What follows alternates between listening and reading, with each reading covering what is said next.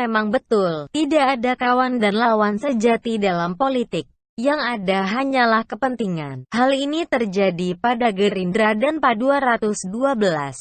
Tentu kita masih ingat di Pilpres 2019 lalu.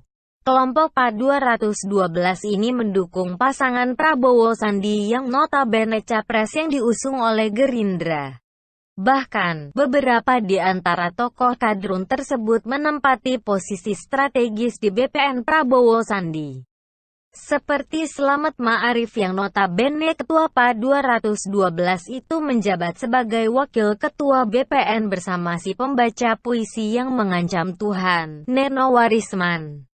Begitupun si Abdul Rashid Abdullah Syafi'i yang sehari-hari menjabat sebagai anggota Dewan Penasehat Koperasi Syariah 212 di BPN Prabowo Sandi. Ia menempati posisi sebagai wakil ketua Dewan Penasehat BPN, termasuk juga Yusuf Martak yang merupakan ketua GNPF Ulama di tim pemenangan Prabowo Sandi. Ia diangkat menjadi anggota Dewan Pengarah BPN yang diketuai oleh Presiden PKS Sohibul Iman. Jadi, mau tidak mau, sedikit atau banyak, ada kontribusi PA 212 di balik perolehan suara Prabowo di Pilpres 2019 lalu itu. Dapat bantuan dari bala tentara dari PA 212, Gerindra pun tidak tinggal diam ketika ada laskar kadrun yang bermasalah. Seperti Slamet Ma'arif yang kala itu ditetapkan sebagai tersangka pelanggaran kampanye oleh Polres Surakarta. Fadlizon pun langsung mengeluarkan jurus lambenya demi membela Slamet tersebut. Saya kira kami akan bela abis-abisan tentu saja, karena menurut saya ini tidak perlu. Kalau kita lihat apa yang terjadi ini kan bersifat administratif saja ya. Jangan dikriminalisasi. Banyak juga pelanggaran yang dilakukan Paslon 01 Jokowi Ma'ruf, tapi tidak ditindaklanjuti, ujar Fadli kala itu tanggal 11 Februari tahun 2019. Prabowo yang lebih hebat lagi. Ia menjanjikan akan memulangkan Rizik ke tanah air kalau dia berhasil terpilih jadi presiden. Bahkan, ia juga sesumbar akan menjemput imam besar FPI yang kabur pasca tersandung kasus chat enak itu pakai pesawat pribadinya. Dalam Ijtima 2, saya sudah mengatakan begitu saya menang, saya akan mengembalikan Rizik Syihab kembali. Saya akan kirim pesawat saya sendiri untuk menjemput beliau. Beliau difitnah dan dizalimi, ujar Prabowo kala itu dengan nada berapi-api tanggal 27 Februari tahun 2019. Tapi apa yang terjadi? Terkadang apa yang diinginkan tidak sesuai dengan kenyataan. Prabowo gagal terpilih jadi presiden, sehingga janji untuk memulangkan Rizik itu pun batal dilakukannya. Bahkan sekarang dengan kesibukannya sebagai Menhan, mungkin dia sudah lupa dengan janjinya tersebut. Awalnya, sebelum Gerindra bergabung ke koalisi pengusung pemerintah, PA 212 ini masih menaruh hormat loh kepada Prabowo. Tentu kelompok kadrun itu berharap Gerindra, PKS dan PAN tetap berada di luar pemerintahan bersama mereka. Jadi, meskipun capres yang diusung kalah, mereka tetap punya power untuk menggoyang pemerintahan saat ini.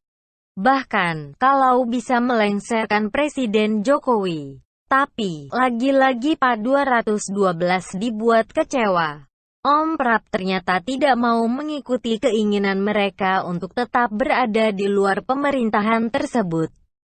Ketua Umum Partai berlambang burung Garuda itu lebih memilih bergabung ke pemerintahan Jokowi daripada ikut kelompok yang gak jelas dan suka mikir terbalik kayak kampret lagi tidur tersebut. Pasca Gerindra bergabung ke pemerintahan inilah yang membuat PA 212 benar-benar kesal sama Prabowo. Dan ini juga yang menjadi awal hubungan mereka retak-seretak-retaknya. Ibarat gelas kaca yang jatuh dari pesawat menimpa jalan tol. Pecah gak bisa diperbaiki lagi. Pa 212 pun saat ini sudah berani secara frontal menyatakan ketidaksukaannya terhadap orang nomor satu di Gerindra tersebut. Seperti baru-baru ini, Ketua Pa 212 Slamet Ma'arif mengatakan bahwa Prabowo sudah selesai.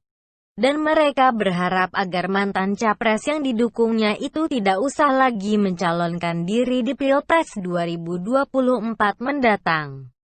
Bagi kami Prabowo Subianto sudah selesai, masih banyak kader muda yang layak pimpin negeri ini ke depan.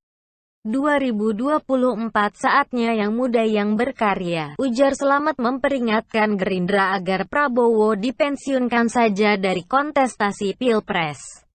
Mereka pun kini sudah punya capres sendiri, yang itu sebenarnya anak buah Prabowo juga. Seperti Sandiaga Uno, Anies dan Riza Patria. Termasuk juga A'ajim, Somad dan Rizik dulunya merupakan pendukung Prabowo. Tidak terima bosnya dikata-katain seperti itu oleh Pa 212 kader Gerindra pun angkat bicara. Kita nggak pikirin omongan orang. Kami fokus bagaimana Gerindra bisa maksimal kerja untuk rakyat, ujar salah seorang kader Gerindra, Habibur Rahman.